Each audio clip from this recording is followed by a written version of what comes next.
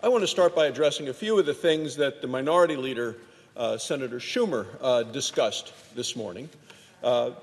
Senator Schumer last week twice blocked an extension of the federal unemployment bonus payments.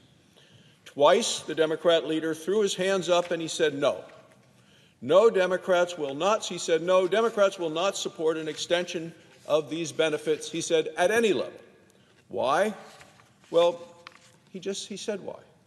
He said he wants Republicans to pass his leader's bill. His leader is Nancy Pelosi. It is partisan and it is bloated. Senator Schumer likes to talk about some of the things in the Speaker's bill, but he carefully avoids much of it, because 1/3 of the spending is completely unrelated to coronavirus, a full 1/3. Senator Schumer says we remain far apart. He said the difference is, quote, is between, quote, priorities and scale. Priorities and scale. Well, let's look at some of the priorities in the bill that he supports. Direct payment checks to illegal immigrants, taxpayer-funded abortions, changes to election laws permanently, tax breaks for the wealthy in New York and in California, millions and millions more for environmental justice, the National Endowment for the Arts, a long, long list. The Minority Leader's statement was full of metaphors and analogies this morning, but he had very little, if any, substance.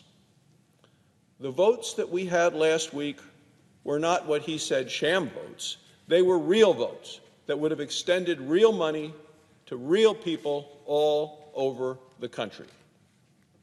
The answer by Senate Democrats, according to their Senate Democrat leader, is a larger federal government.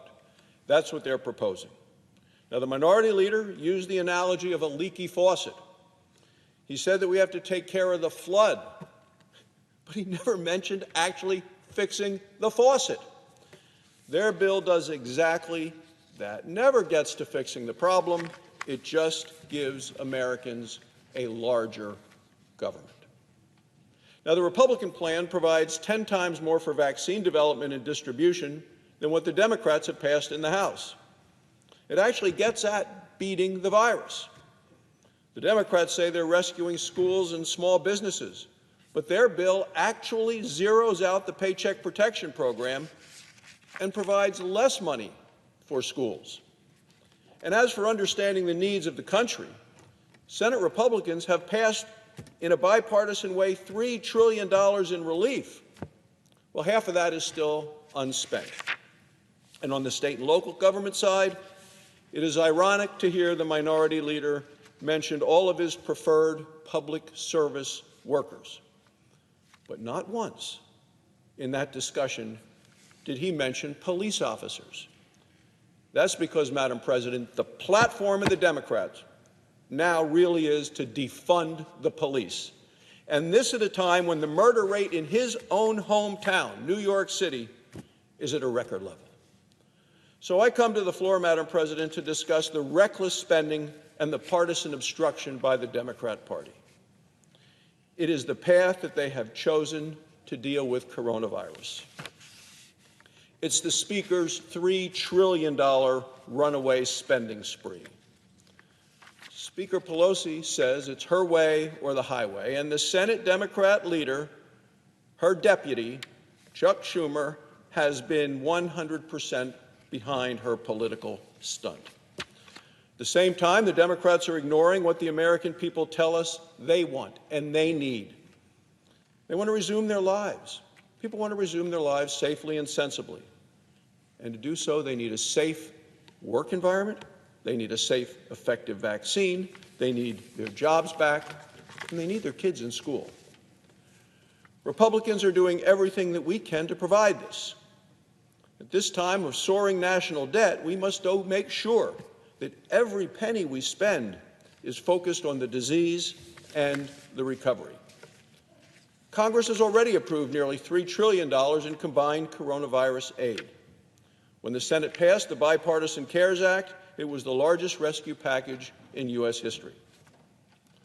Over $1 trillion of the relief money has still not been spent, and at the same time, millions of people who lost their jobs in lockdowns remain out of work.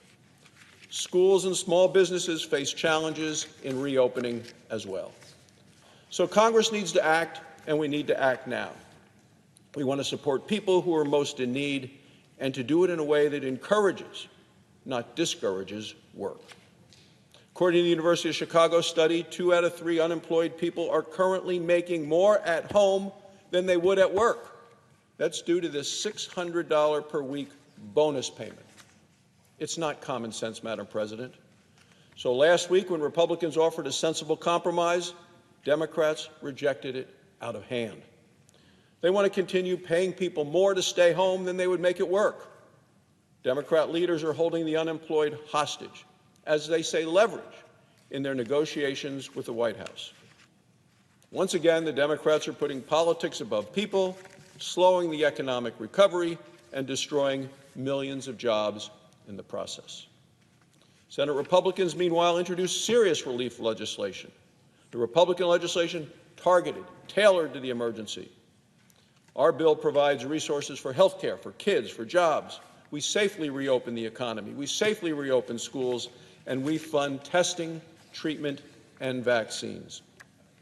We provide liability protection.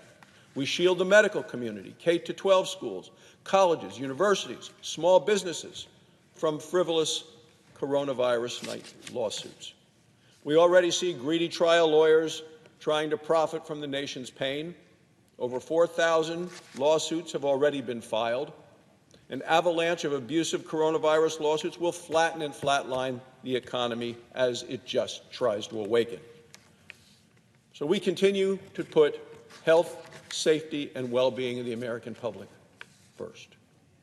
Madam President, we're doing everything we can to defeat the virus, and we contrast our serious efforts with Speaker Pelosi's pricey, partisan pipe dream. If enacted, her so-called HEROES Act would be a huge waste of taxpayer money, the largest waste of taxpayer money in U.S. history. In fact, her bill costs more than all previous coronavirus legislation combined.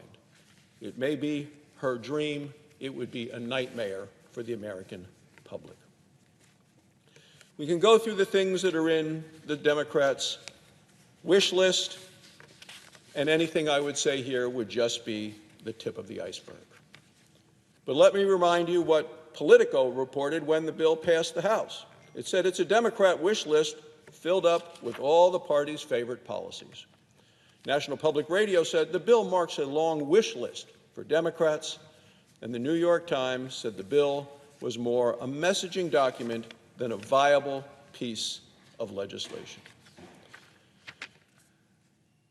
Madam President, government doesn't have a spending problem so much as an overspending problem, and it's on full display right now as the Democrats promote runaway spending, spending that is unrelated to the challenge before us. Speaker Pelosi is wasting our nation's time on a far-left fantasy that does not have a single chance in the world of becoming law. So let me be clear, Republicans will hold the line on reckless spending. We need to keep the next relief bill to no more than $1 trillion, and we need to ensure that the bill only includes things directly related to the coronavirus. I'm ready to act now. It's essential we get this right. And for the good of the country, this wild, willful, wasteful spending by the Democrats has to stop. Thank you, Madam President, and I yield the floor.